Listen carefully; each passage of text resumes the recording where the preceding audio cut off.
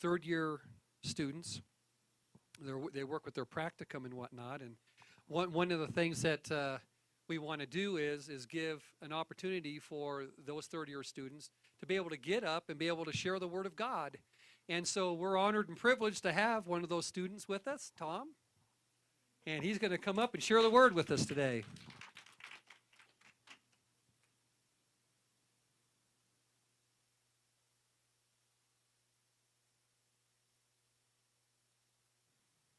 Man, he said, you guys have the honor and privilege. That's what I was going to say that I have up here. Dave, could you give me some water, please? Just in case. You know, I was driving over here to church today, and on the radio came up the question of, you know, if you had to rate your marriage out of 1 to 10, what would it be?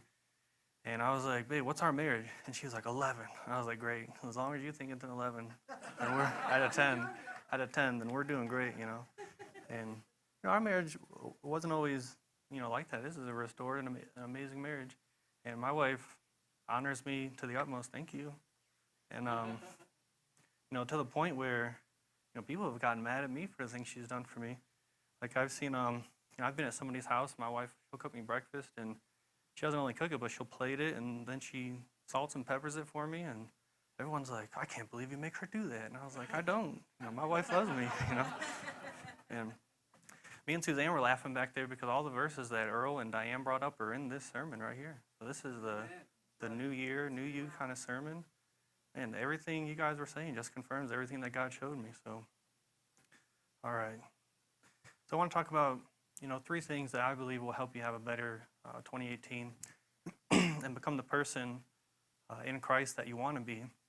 So everything in your heart that you want to do or become is from the Lord. And he wants you to do it and be it more than you do. And so this isn't really about what you can do to like be better, but understanding who you are in Christ and walk that way.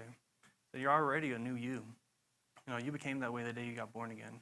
But we always seem to always feel that we aren't where we want to be in life, in a sense that, you know, God has more for me.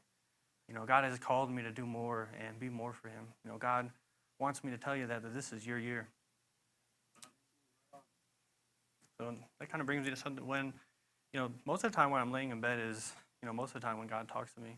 And I didn't know this was for the whole church. You know, I never saw that prophecy that Kenneth Copeland gave. I remember just being in bed and the Lord it was just kind of like he was reaching down and said, just come up here, come out of that and come be with me. You know, come to a higher level of, you know, being in me and being with me. And I didn't know that was something he wanted to pull everybody out of for 2018, but it looks like he wants it for all. So I'm going to go ahead to Matthew 7:21. And we're going to talk about the foundation and building upon it. And so in Matthew 7:21 it says, not everyone who says Lord, or not everyone who says unto me, Lord, Lord, shall enter the kingdom of heaven, but he that does the will of my Father which is in heaven. So many will say to me in that day, Lord, Lord, have we not prophesied in your name, and in thy name have cast out devils, and in thy name done many wonderful works? And then I will profess unto them, I never knew you. Depart from me, ye that work iniquity. And, you know, these are actually the verses that got me saved. You know, I don't remember if I was reading this or if I was hearing it online. I remember I was going online a lot, just listening to things. And I don't know if you guys know who Paul Washer is, or John MacArthur, or, you know, that kind of whole group is what they would call themselves. But I think that's the kind of group that got me saved. And I remember hearing Paul Washer talk about these verses, and it was really ministering, you know, law towards you. You know, it's like, well, look, he says, you know, those who are working iniquity, you're not getting in. You know, you can call him Lord, but if you're doing this, you can't get in. And I was just like, I was scared, you know, put fear in me. But, you know, the Lord showed me, you know, truly what these things meant. And but I remember hearing these things, and it said, you know, that those who do the will of my Father is the only ones who get in heaven. And I was like, Lord, I was like, I've tried to do your will. I was like, I cannot do it. And I was like, I've tried so hard to do what you want me to do. I was like, and I can't do it. And he spoke to me the first time I ever heard the Lord speak, and he was like, you're right, you can't do it. And I was like, well, what are you talking about? Like, and you just said I have to keep it. And so I remember either hearing somebody talk about it or reading in John where it says, if you love me, keep my commandments. And I was like, Jesus, I was like, I love you so much, but I cannot keep your commandments. I was like, I have tried so hard. I was like, I cannot do it. And he was like, you're right, you can't do it. And I was like, well, what are you talking about? And he was like, let me do it for you. And so that's when I fully understood the whole surrendering over to Jesus, and that's Jesus speaking to me is what got me saved out of those verses. But I want to continue on into verse 24, and it says, therefore, talking about what Jesus just talked about in the verses previous, whosoever hears these sayings of mine and does them, I will liken him unto a wise man, which built his house upon a rock, and the rain descended, and the floods came, and the winds blew, and beat upon that house, and it fell not, for it was founded upon a rock. And everyone that hears these sayings of mine and does them not shall be likened unto a foolish man, which built his house upon the sand. And the rain descended, and the floods came, and the winds blew, and beat on the house, and it fell, and great was the fall of it. And so I was asking the Lord about these, about this before, and what is this house? The house that's built on the rock, and the house that's built on the sand. And because as you go throughout the Bible, the entire time Jesus always puts groups, and it's just two different groups the entire time. There's no gray area with Jesus. It's either you're here or you're there. And so I asked him about these verses and why the previous verses, why it seemed like Christians that were confessing him as Lord, and and doing those things that seemingly only Christians can do, like prophesying, casting out demons, just like they said. I'm like, Lord, why are they going to be cast out? Why are you going to tell them to depart from me?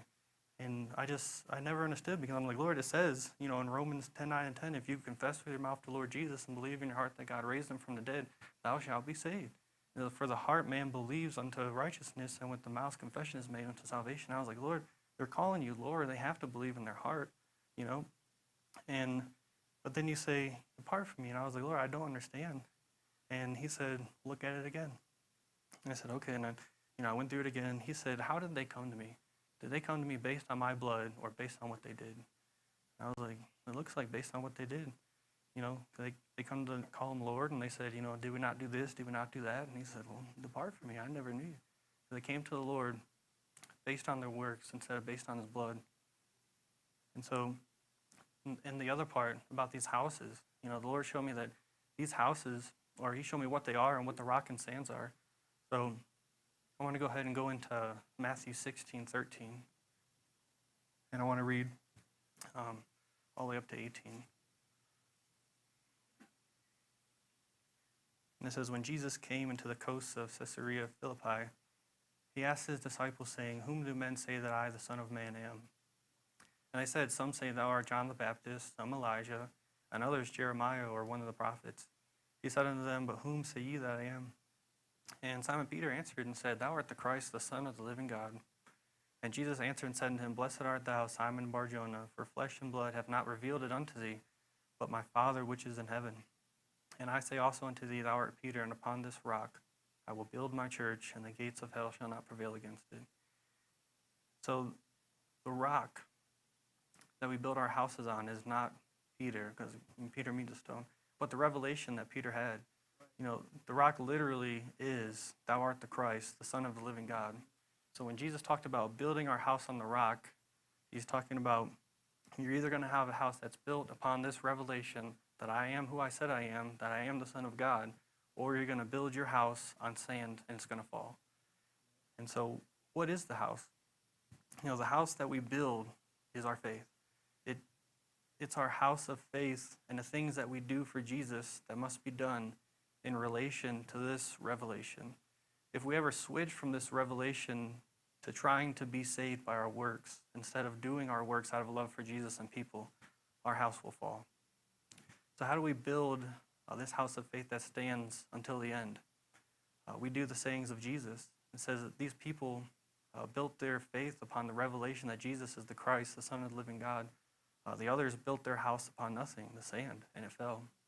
And this is why in the last days there will be a great falling away, because the rain comes and the wind blows, which are trials and tribulation for Christ's sake.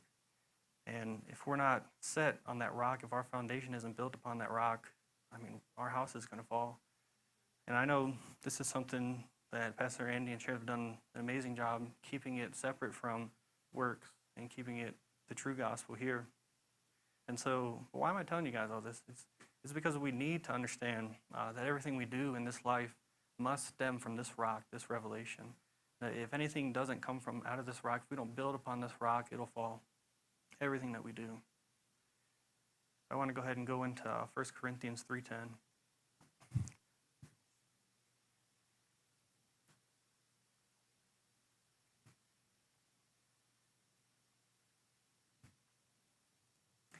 And it says, according to the grace of God which is given unto me as a wise master builder, I have laid the foundation, and another one builds thereon. But let every man take heed how he builds thereon. For another foundation can no man lay than that is laid, which is Jesus Christ. Now if any man build upon this foundation gold, silver, precious stones, wood, hay, and stubble, every man's work shall be made manifest, for the day shall declare it, because it shall be revealed by fire, and the fire shall try every man's work of what sort it is. If any man's work abide, which he hath built thereupon, he shall receive a reward. If any man's work shall be burned, he shall suffer loss, but he himself shall be saved, yet so as by fire. So again, we have this separation into two groups.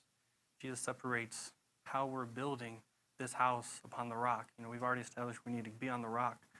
And so Jesus again separates it into two groups, the gold, silver, and precious stones, and then the wood, hay, and stubble. And so now we have our foundation, our rock, that we're building our house on, and if the wind and rains come, it'll stand, whether of any material that it's built out of. So if you got wood, hay, and stubble, it's still going to stand if it's built on the rock. So, but now, at the day, whatever day that means, we really don't know, it'll be tried by fire. And so obviously the wood, hay, and stubble will be burned up. So if we have wood, hay, and stubble that burns up in the fire, we lose our reward of whatever those things we did that are built by that. But Paul says we ourselves will still be saved. Why does Paul say that we're still going to be saved? Because this house that we're building, it's a house of faith. The things that we do in Christ, it is built out of our faith, built upon the rock. And we can build gold, silver, and precious stones, and we can build upon another man's foundation, but we can also build wood, hay, and stubble. And the things, obviously, that are going to be burnt up when Jesus tries it with fire is going to be the wood, hay, and stubble. So I want to talk about how do we make sure we're building gold, silver, and precious stones and not wood, hay, and stubble. Let's go to 1 Corinthians 13. And I'm going to go ahead and read 1 through 3.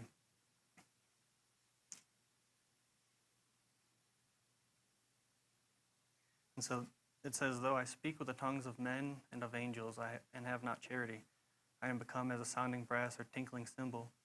And though I have the gift of prophecy and understand all mysteries and all knowledge, and though I have all faith so that I could remove mountains and have not charity, I am nothing.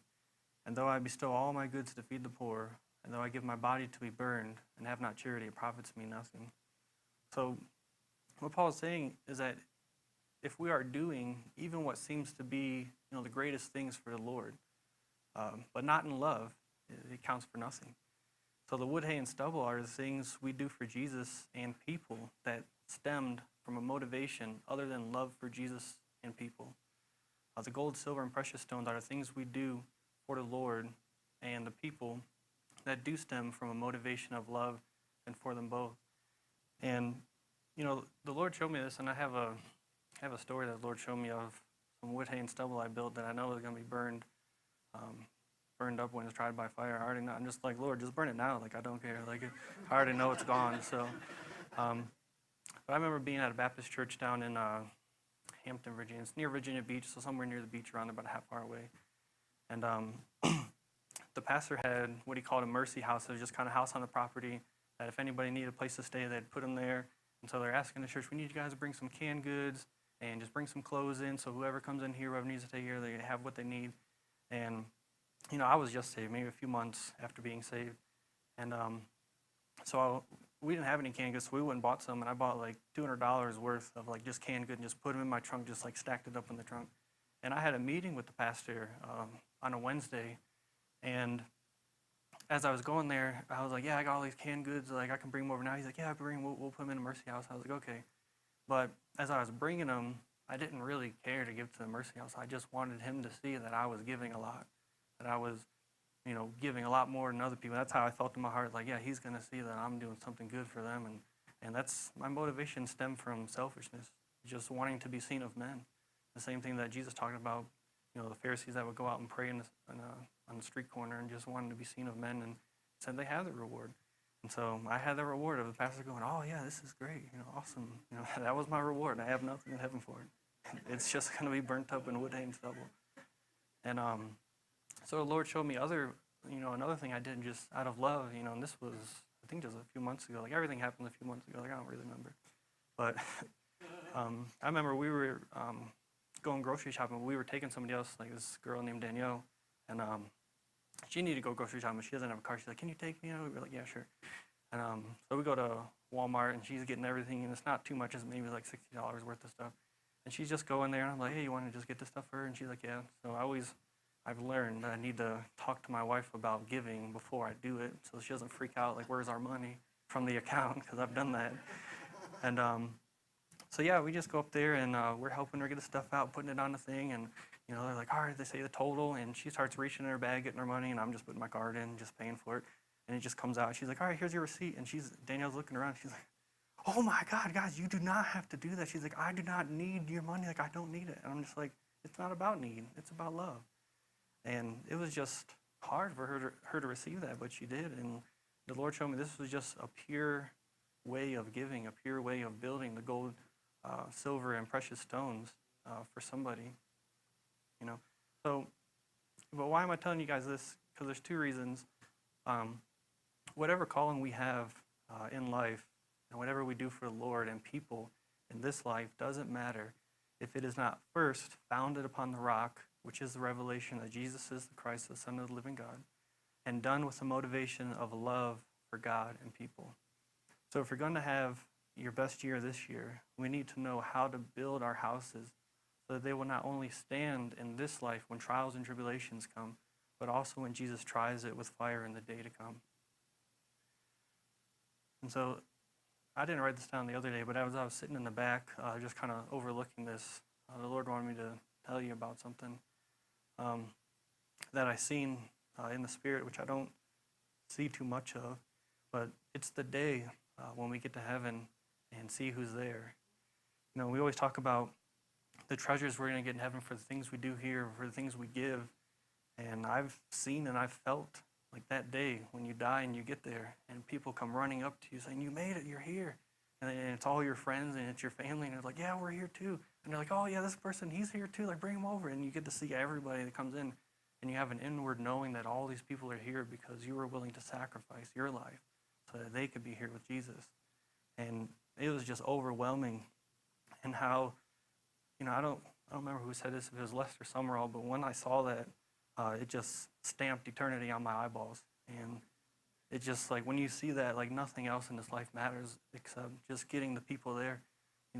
This is our treasure when we get there. We think we're going to get the gold and silver. It's like Jesus already paved the entire street with gold. Like, what do you want it for? Our treasure is the people we're going to have there. All right, so the second thing I want to talk about, learning to receive. And a lot of people don't think they need to learn to receive something. We just receive it. It's like, well, if somebody's going to give me $1 million, I would just take it. And it's like, you can't even take a cup of coffee from somebody that wants to get it for you at school. Like, "Oh, no, I have my own money. I can get it." And it's not about your need. It's just somehow we got something in our head to where we won't give to somebody unless they need it, or we won't receive from somebody unless we need it. "Oh, I don't need groceries, so you don't need to buy them." If I have a kitchen full of groceries and you buy me some, I'm going to take them, And so I want to talk about learning to receive. I want to go to 1 John 3. I'm going to read 19 through 23.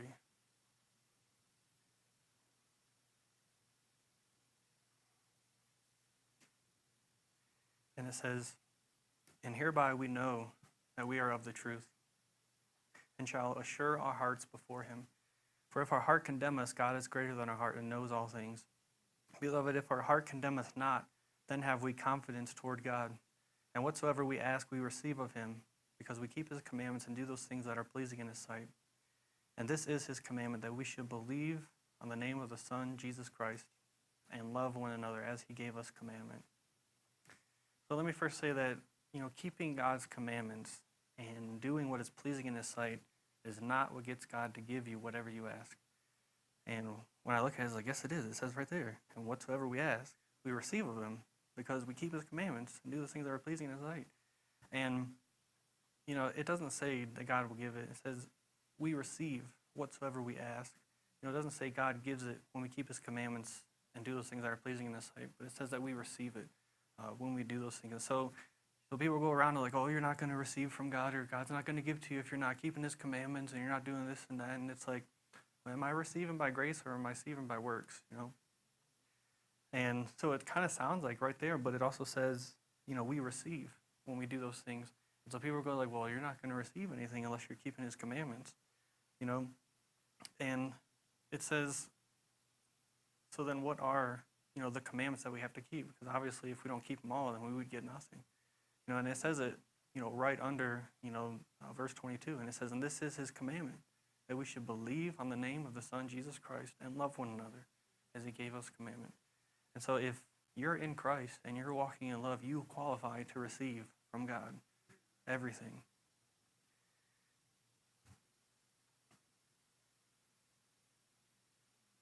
And so what does keeping these commandments do? And it talks about this will assure our heart and give us confidence toward God. When we're talking about, when Ken Coleman's talked about, burning up the chaff, getting the things, out of our life, which is, kind of like cleaning our wedding garment so doesn't have any spot or wrinkle and stuff. This gives us a confidence, towards God. It doesn't earn anything from God, but it does give us a confidence that, I'm walking uprightly, and it gives you a confidence in your heart towards God, and assurance. And but what this verse is talking about, the assurance that we get and the confidence that we have towards God, it's talking about we receive better when we have this kind of confidence towards God, that we receive what he's given us. Now we already know that we've already been blessed with all spiritual blessings in Christ. He's already given it all to us, and the verses I'm going to go into never talk about God giving. It always talks about us receiving.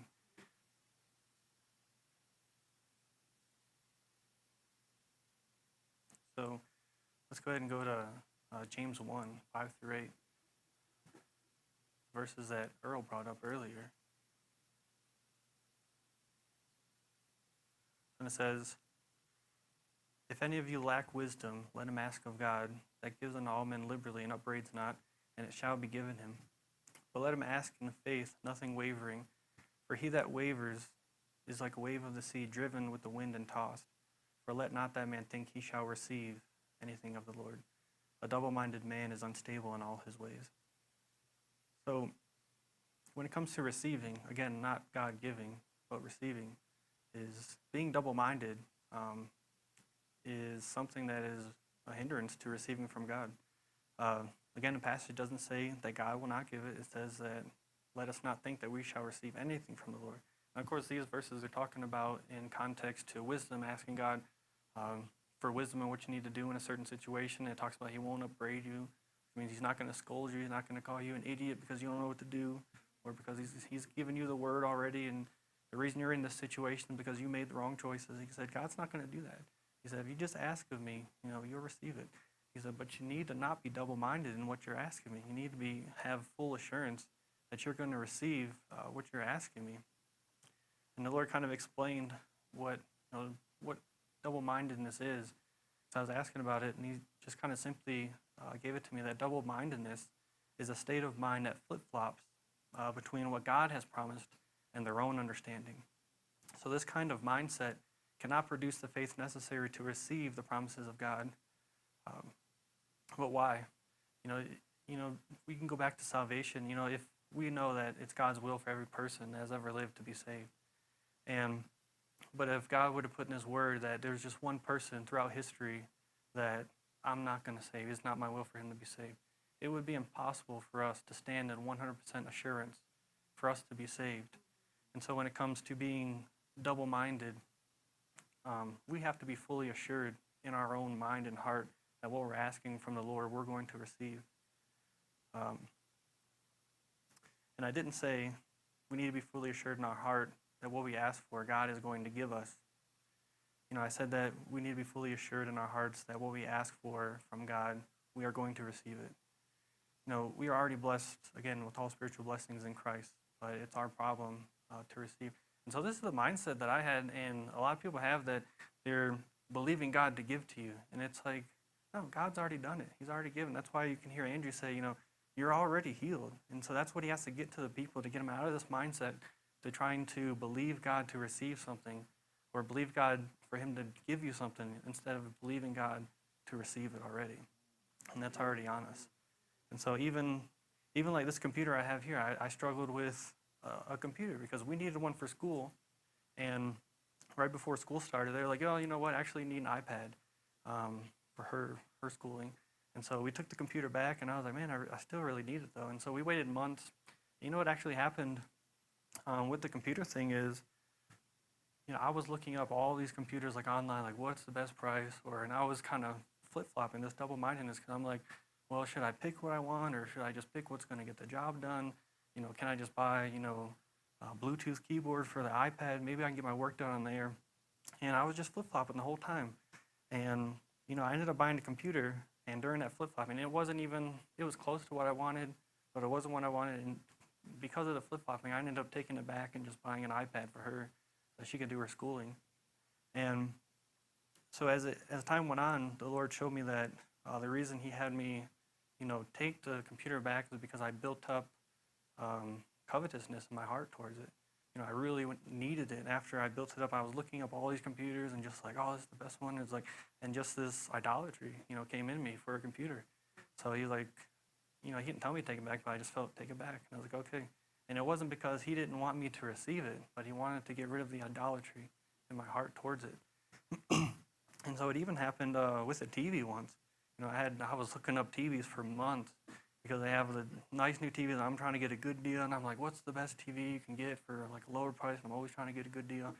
And, I was always flip-flopping about it. And, then my heart started getting wrong about it. It started becoming covetousness, which turned into idolatry. And the Lord was like, give it away.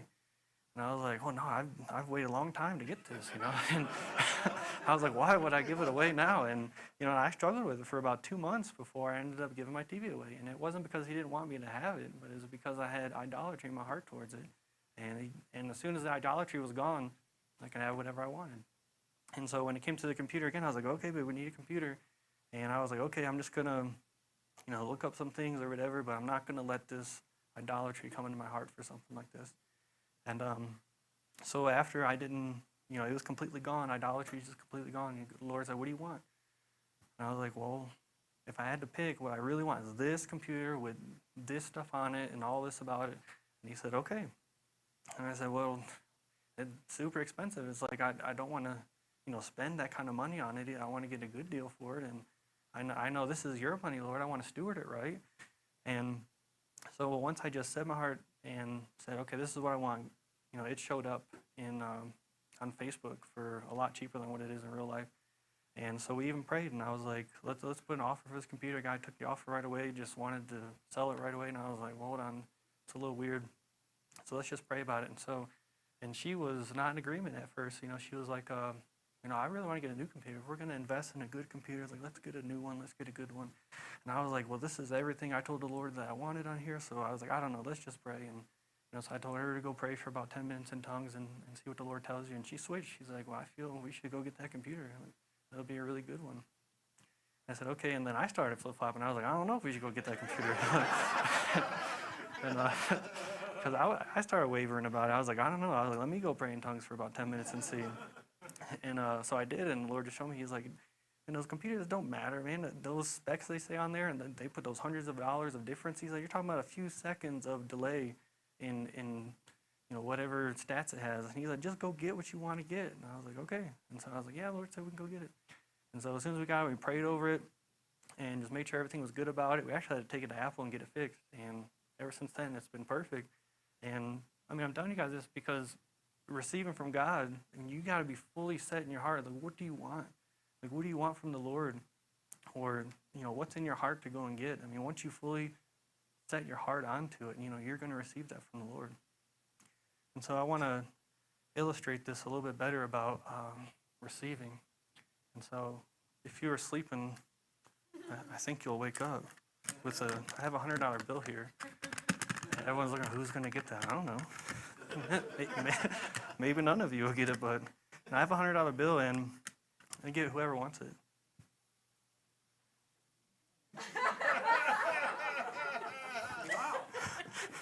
sorry, sister. I'm not stupid. You're welcome. So, now, what's the difference between Debbie and the rest of you right now? Yeah. She's faster. Yeah, she's faster. Yeah, I remember I did. So the point I'm trying to make is that if you don't get up and get it from the Lord, you're not going to have it. Receiving is about going out and getting it, reaching out and taking it. And Debbie's, I know what to do. She just came up and got it. Man, I did this in Honduras one time with $10, and everyone just sat there. And I was like, yeah, I was trying to teach them to receive from the Lord because I was going to pray for them for healing. And I wanted them to just come up and take it, the healing from God. Like, it's just free. All you have to do is come up and take it. And so I had a $10 bill, and I did the same thing. And everyone just sat there. And I was like, whoever wants it can have it. And it was literally like 2 minutes. And I just sat here like this. And Alan was an interpreter for me. And he's like, they are scared out of their mind. You are scared of them. I had a big beard down to here. They didn't want to come by me at all. Like, it just looked intimidating. And he's like, they're scared out of their mind. They're not going to come up here. And like, so Alan, he's like, encouraged. He's like, come on, come take it, come take it. And some old lady came up and just reached and took it. And everyone clapped for her and stuff. And so I just freaked out and scared all the Honduran people by just offering them $10. And they were so scared to come up to me. But again, the reason I did that is you're going to have to reach out and take when it comes to receiving. So I want to go ahead and go to Mark 11:24. I'll just read it to you because I'm not going to go any further with it. But it says, therefore I say unto you, what things soever you desire, when you pray, believe that you receive them and you shall have them. Again, it doesn't say believe that I'll give them to you. And it says believe that you receive them and you'll have them. So, and it takes a lot of humility to receive from God, and also receiving from others. And I want to give you a couple of stories about humility. Well, that God showed me. So this is another person. So anyway, I was at school, and class just ended, and I have two Indian guys sitting behind me, Manoj and Isaac, and they were eating the whole time, just eating every class, eating, all this trash piled up, and so they're just sitting there, and they started like arguing, and like Isaac walks away, and he's like, hey, he's like, come get this trash. He's like, you get it right now. And just like, they're messing with each other, but being serious, like no one would take it. I'm just standing there, and I went to go grab the trash like this, and Manoj goes, no, Tom, and he takes it all back to himself. And I was like, Manoj, you gotta learn to receive. And he's like, oh yes. He's like, you're right, I need to learn how to receive. And people don't understand, like, even receiving, good from other people, I don't know if he respects me, but it's really hard for me to receive from people that I respect or that I look up to as a mentor, or it used to be. And so Manoj snatching this trash from me was pride. It wasn't humility. It wasn't like, oh no, I can clean up my own trash. That was a form of pride. It wasn't a form of humility. And so one of the things the Lord, broke me down. He broke down my pride when it came to receiving, because receiving takes a lot of humility to do it from people. We had these two students, David and Melva, in school. I don't know if anybody knows them, but I respected David, and he was like one of the fathers of faith, at least to me. And they invited us over to another David's house, David and Paul, and Bobby Crow was there. And so we were all eating together, and David spends about 14 hours making this jambalaya, or stew, yeah. And it takes him a long time to make it. And so he served us all. Well, actually, we all got our own stuff. And I'm just sitting there eating. I ate it all. And he comes over to me. He's like, grabs my bowl. He's like, want me to get you another? And my immediate reaction was to snatch it and be like, no, I can get my own bowl. You're not going to serve me. Because I respected him. He was so much greater than myself. And the Lord was like, that's pride. That's not humility. And I was like, you know what, David, I would love some stew. I just gave it to him. And I was like, oh my gosh. Just to receive that was such a hard thing. But it broke down the pride. And now I have humility to receive from people. Another time, me and my wife, we would hold a Charis Bible study at our house. And this was last year when we were second years. They let us do it if we went through the class. And there's a guy named Austin. I don't know if you guys that are at the school have seen him. He plays the bongos up there. But I've talked to him before, and he's got a lot of revelation on the Old Testament and how turns into Christ, and I could see Christ and everything. And one day he just decided to show up to my Bible study, and I was like, man, what do I have to teach this guy, you know? And that's just how I felt about it. But my wife always makes a dinner for everybody that comes over. And after we got done eating dinner, he goes in the kitchen and starts washing dishes. And I don't know if he thought I was going to tell him don't do it, but I just walked in there and I was like, thank you, Austin, and just left and let him wash all my dishes. And if the Lord hadn't have broken down my pride to receive, I'd have been like, no, you cannot do that. Like, you're Austin, like, get off my dishes, you know? And people think that's humble to do that for somebody, but it's actually your pride in not receiving. So I want to go ahead and tell you this story. I call it my mac and cheese story. She always laughs at me for this mac and cheese story. Some of you have heard it before in school, but this was like the end-all, be-all thing that God could show me about receiving from him. And it has to do with the legion of demons. So if you never heard that story in the Bible, I'm going to go ahead and go to Matthew 8, 28. I'm going to read to 34 just to kind of get a background of what Jesus was talking about when he showed me this stuff.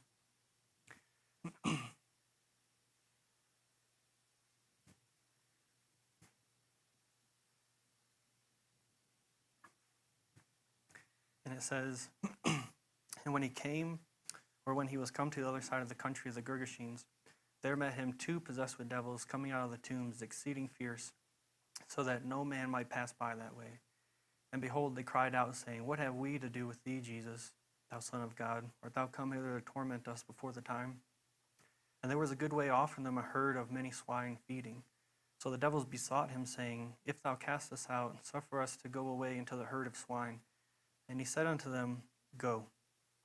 And when they were come out, they went into the herd of swine, and behold, the whole herd of swine ran violently down a steep place into the sea, and perished in the waters. And they that kept them fled, and went their ways into the city, and told everything, and what was befallen to the possessed of the devils. And behold, the whole city came out to meet Jesus, and when they saw him, they besought him that he would depart out of their coast. So this is just, I just need to read that just so you guys get the backstory of what Jesus would show me. So I call it a mac and cheese story because one day I'm just stirring mac and cheese, on my stove, just sitting there, and then Jesus starts talking to me. Like, I didn't ask for anything. The Lord just starts talking. And he said, do you remember when I came off the ship and I met that guy with the legion of demons? I was like, yeah. He said, what did he say to me? And I just started going through the story. I was like, I don't know. Jesus said, what have we to do with you, thou Son of God? Have you come to torment us for the time? And then, they said, if you cast us out, put us into the swine. And then the pigs ran violently and choked in the water. And he was like, yeah. And then he's like, tell me again. I was like, okay. And so I went through the story again. And he's like, you're not getting it. And I was like, what am I not getting? And he's like, what did the demons do as soon as they saw me? And I was like, they said, what have we to do with you, thou Son of God? He said, have you come to torment us before the time? And Jesus said, they accused me of wrongdoing, even though I was perfectly about my Father's business my entire life. And so that's just a side note, but the other part is what I might get to. And he said, what did they do next? As soon as they realized, or he said, what did they do next? And I said, I don't know, if you cast us out, cast us into the pigs. And he said, they asked of me a request. He said, as soon as they realized they were talking to the Son of God, they asked me a request, demons. And he said, what did I do? And I was like, you said go. He said, I granted it. He said, if I grant the request of a legion of demons, how much more will I grant your request? And that just floored me. And I was just standing, I couldn't even finish making it. And I was just sitting there for half an hour, just thinking about what Jesus told me. And it just kind of broke down every hindrance I had in my heart towards receiving anything from Jesus. I'm not talking about just finances or talking about, spiritual things, anything we ask him, he's going to grant it. I mean, a legion of demons asked him, as soon as they realized who he was, oh, this is Jesus, let us go into pigs if you're going to cast us out. And Jesus was like, go ahead. And then, so sometimes people are like, well, why didn't Jesus answer there? I mean, they're the enemy. And I was like, well, I don't know. It was to their hurt, because the swine ran down and choked themselves. So I don't know. I don't know why he let them do it. All I know is Jesus answered the request of a demon or a legion of demons. And that just put my faith through the roof to receive anything that I asked Jesus for. So why is receiving important for your best year this year? Because we are blessed to be a blessing. So if we don't learn to receive, we will never walk in a place of abundance for anything in our lives. Having enough for you and your family isn't really enough. The Lord told us that the purpose of working with our hands was so that we could have something to give to others in need. This is in Ephesians 4:28. So we cannot give what we have not received. I don't know, just going back to that story of the Legion of Demons, I don't know what kind of hindrance is in your guys' lives about receiving anything from the Lord, but I hope it's over. Like that should be, like to me, that was the end, that Jesus is going to answer to the demons and not answer to me or answer for me. So there's just one more thing I want to talk about with you guys. And the third thing that I believe is going to be, I guess, prominent for your best year coming up ahead is intimacy with God.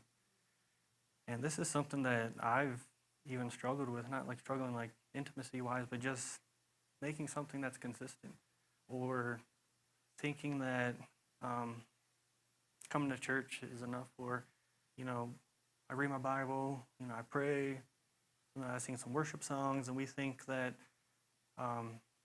that's spending time, that's spending time with God, but we think that's like maybe the only way we can do it. And so I want to go into some other ways that we can spend time with the Lord, and how that Jesus wants to live in us 24/7. He wants to be a part of everything that we do in our lives, every single day, every single moment of every day. He wants to be a part of it. So I want to read in John 17, verse 20. And I'm going to go ahead and read to verse 24.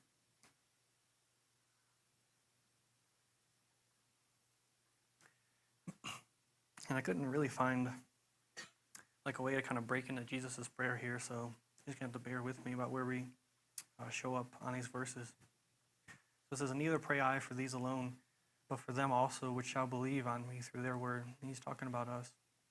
That they all may be one, as thou, Father, art in me, and I in thee, that they also may be one in us, and that the world may believe that thou hast sent me. And the glory which thou hast given me I have given to them, that they may be one, even as we are one, I in them, and thou in me, that they may be made perfect in one, and that the world may know that thou hast sent me, and hast loved them, as thou hast loved me. Father, I will that they also whom thou givest me be where I am, that they may behold my glory, which thou hast given me, for thou loved me before the foundation of the world. And so I read this because you just see Jesus' heart in this. Jesus wants to spend time with you. His prayer for you and me to the Father was that we would all be in him and be with him, and that we would all see his glory. Jesus wants intimate time with you every day. It's the reason he died, so that he could be with you forever. And so again, why I read this, we can truly see Jesus' heart right before he's about to die. He's thinking of you. He's thinking of you being home with him. What motivated him was love for his Father and love for you, not the things that you were going to do for him in the future.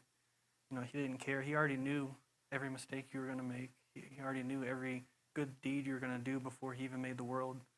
And before he went to the cross to suffer like that, he was thinking of you. And he just wanted you to be there. He just wanted relationship, nothing else from you.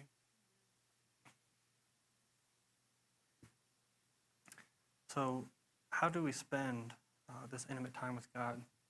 And so it's really up to us. We've been told, again, like I said, reading our Bible, praying, or singing worship songs. Those are awesome times. I have an awesome time with the Lord doing those things. And which, again, those are ways to spend intimate time with God. But we have so much more time in our lives where we are doing other things besides those couple things, three things. Jesus wants to be a part of every aspect in our lives. He wants to be included in everything that we do, and not only be included, but also wants us to be the best at whatever we do, no matter what it is. And so I want to go into Colossians 3:17. I'm just going to read it real quick for you guys. And it says, "And whatsoever you do in word or deed, do all in the name of the Lord Jesus Christ, giving thanks to God and the Father by him. And so now he's saying, whatever you do, do it in my name. And he's basically saying, I want to be a part of it. No matter where you go, no matter what you do, no matter what your day consists of, he says, I want to be a part of it.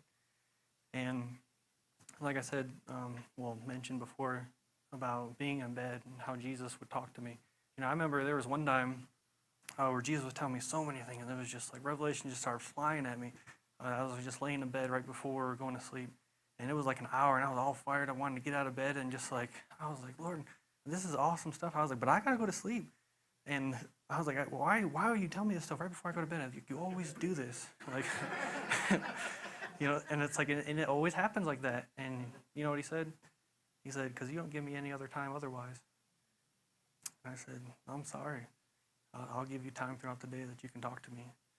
And there's been times where I still get revelation in bed, but it hasn't happened as much because I'm willing to sit down sometimes and just spend that time with him so that he can just talk with me. And just we can have that fun right before I go to bed, or before I go to bed instead of right before. So some of the things I used to do, I don't do here because it's different. So you'll see why. When I first got saved and I would spend time with Jesus, I'd just wake up, grab my Bible, and I'd walk out the apartment. We lived in Virginia Beach area again. There's a river that goes in between like Portsmouth and Norfolk. And I would just take my Bible and I would just go sit, by the river and just look at the Norfolk skyline and just talk to Jesus. Like sometimes I wouldn't even read. I'd just be sitting there talking to him. And I remember I stopped doing that even when I was there. And the Lord said, I miss you.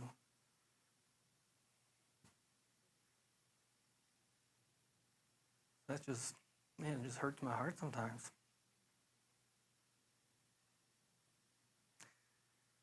And I just don't give him the time that he wants with us. Like, he just never cared about the things I would do for him. He cared about the time we spent together.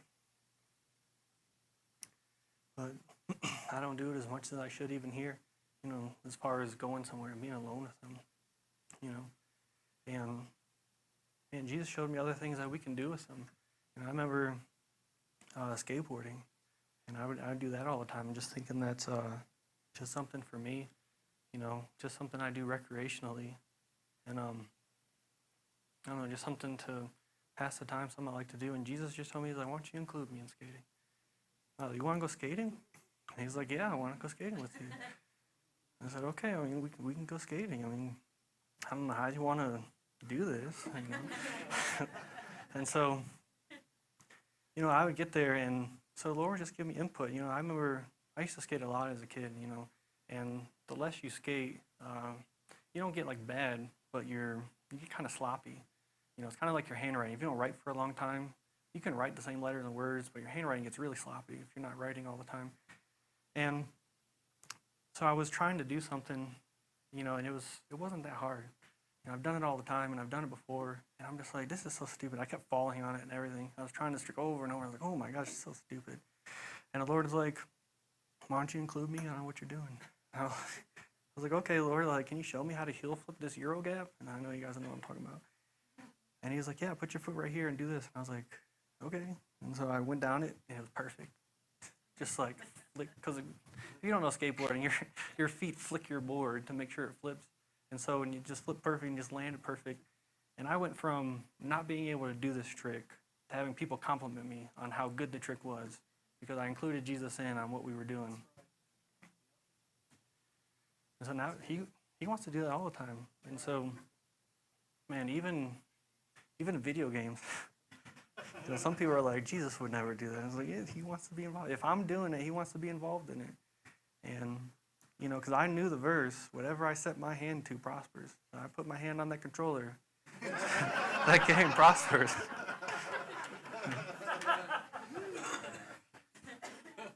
Man. And so, games frustrate me so much. They used to. And I'd get so mad at video games. And, I'd pound on the table sometimes, getting so mad. And Jesus like, why don't you just include me in on your video games? I was like, you want to play games? You want to play games? I don't know how we're going to do it, but he wants to play games with me because that's what I was doing before. And so I was like, okay. And then I really had to hear him because some people think that video games turn your brain into mush, and it really does not. Like, I'm going to get into some stuff here to prove that video games do not turn your brain into mush. That's what Mom would always tell me. I've been playing video games a long time. Mom was always like, "What, you're going to turn into a vegetable?" I was like, "I'm not, Mom. Like, calm down." Man. And so when I started listening to Jesus about gaming, he's like, "Turn this way, go this way, wait, like, don't move. Okay, go this way, do this," and so, and I'm really hearing it, man. I would do amazing on it. I would do really good because I would see, on YouTube, people like even pros would put their videos up, and I was like, man, I do the same thing they do. And there's like video or YouTube people who would feature like videos if you did something really good, you can turn it in. And I've turned in a bunch of stuff they feature, like people who got 600,000 subscribers will put me up there, and they got my name for the video games on there. And the way I did that was just by listening to Jesus. And he just shows me how to do it, and my hand prospers on it. And it's a way to spend time with Jesus. Like, seriously. But does anybody know what a hippocampus is? Like, hippocampus. Part of the brain, yep. Yeah. See, when I first saw that hippocampus, I was like, is that a scientific name for hippopotamus? Because you know how the scientists always want to come up with something, it's not a spider, it's an arachnid. And I was like, it's a spider, dude. Like, they always want to sound smarter than they really are. But have you guys anybody ever seen Vsauce? You know what I'm talking about? No? No. Yeah, it's a YouTube channel where they kind of do some scientific things, and they show like what goes on with a lot of different subjects. But once a YouTube video gets to a certain point of like millions of subscribers, like he has about like 12 million, then they start doing like real shows. They start doing what they call now Minefield instead of calling it Vsauce. But anyway, they started talking about the effects of video games on the brain, and it was all good, like as far as the hippocampus is. And so the hippocampus is kind of like right in the middle of your brain. There's these two thit that mirror each other and look like little seahorses. And this is what's actually developed a lot more when you're playing video games like that. So it belongs to the limbic system and plays important roles in the consolidation of information from short-term memory to long-term memory. And it's in a spatial memory that enables navigation. The hippocampus is located on their cerebral cortex, and in primates, the medial temporal lobe. That's obviously Wikipedia, not me, what they're telling you about. So basically, when I watched that thing, they were showing you how the video games affect that part of your brain. And I've seen it, through my entire life. So if you ever see me in school, I don't take notes. I just sit there and I listen, because now I know it's because I play a lot of video games and develop my hippocampus to the point to where I can hear people speak, and I can remember in detail sentences that people give, like, to a degree. Like, if the test that comes up is on what they said, I'll get 100%, no problem. If there's anything on there that they didn't say, like, I won't remember. But everything else I can remember perfectly. Now, I'm not saying video games are awesome. I mean, it's a waste of time. Like, I know it's a waste of time. I stopped doing it, stopped playing video games, not because I think it's something bad or because of the waste of time, but because it's like Pastor Randy was saying, it's like it's time to stop with the childish things. It's time to stop the things in your life that don't mean anything. Like, and that's what I wanted. I want to live my life for eternity. I want every moment of my life to count for something eternal and not just something recreational. So I just sold all my gaming stuff here recently. Again, not because I think it's wrong or something. It was actually a fun time to do gaming with Jesus on there. And so the reason I want to talk about it is because another part in our lives that takes up a lot of our time doing something is our work. And does anybody know the Hebrew word avodah? Am I saying it right? You guys ever heard that word avodah? No?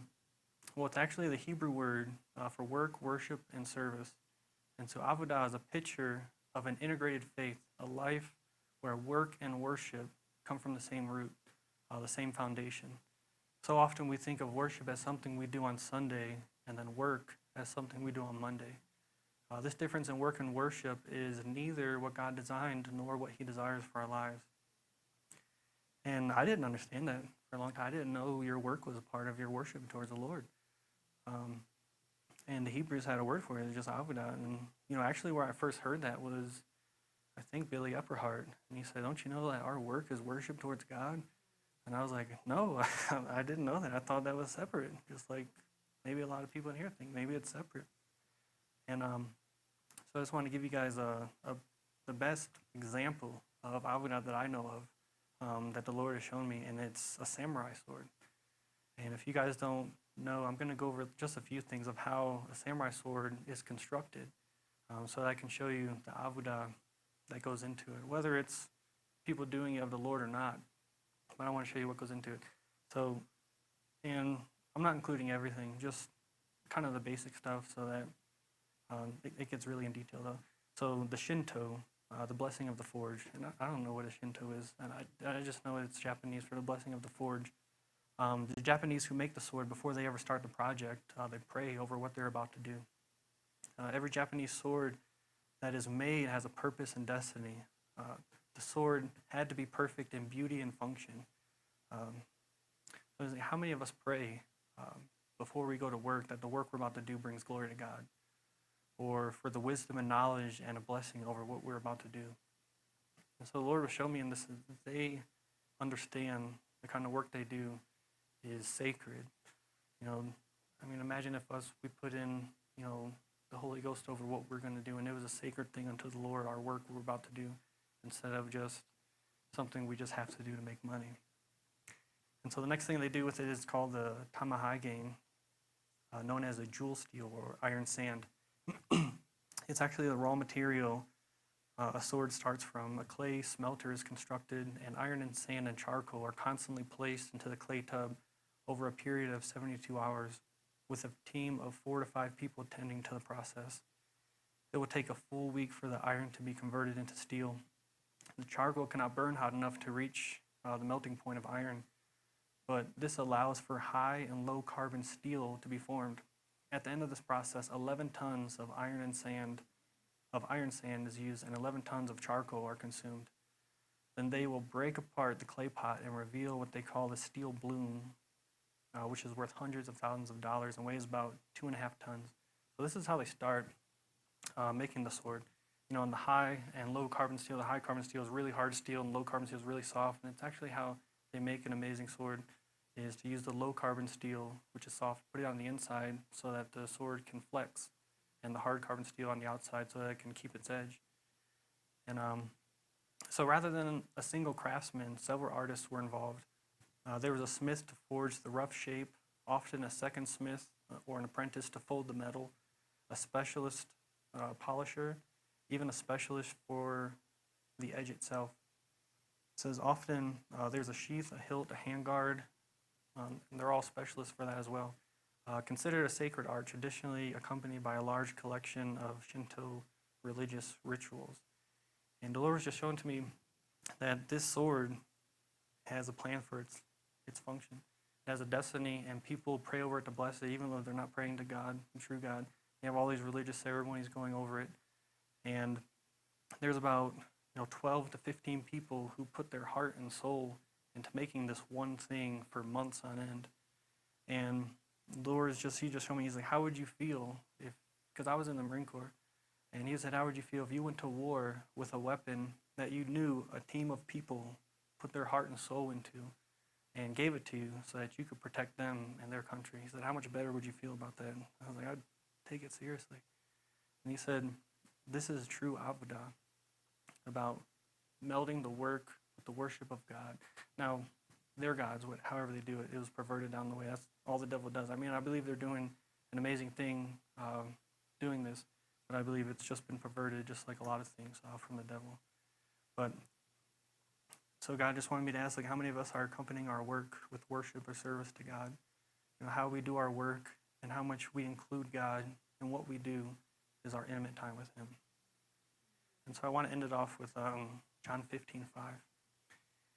I'll just read it to you real quick. This is actually, I think, exactly what Earl said. So it says, I am the vine, and you are the branches. If you remain in me and I in you, you will bear much fruit. Apart from me, you can do nothing. So intimacy, what happens when a married couple spends intimate time together? What happens is seed is planted. And then 9 months later, fruit is born or a child is born. And so when we spend intimate time with Jesus, seed is planted in us. that college that we see over there was planted in Andrew. This church was a seed in Pastor Andy. And you're all a result of physical seed. You know, everything that we're going to do for the Lord is going to result from an intimate time with Him. That time spent with Him He's going to place seed in us, and it's up to us to birth it. So why is intimacy with God important for your best year ever? Because the seed we receive when we spend time with Jesus is the fruit we bear in the earth that will establish His kingdom. Everything was in seed form at some point in life. Intimacy with God is not only the most important thing we can do with God, but it's what He created us for, His relationship with Him.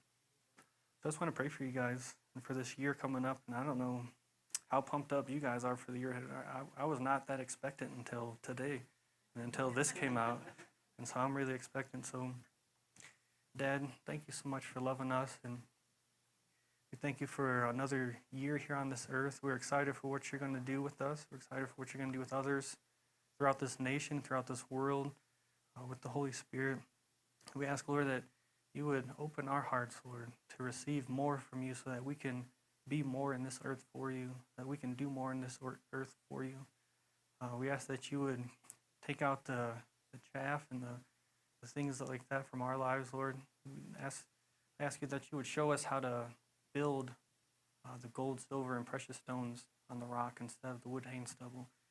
And we ask that you would just show us how we can include you in every aspect of our lives and how to spend that intimacy time with you. In Jesus' name, amen.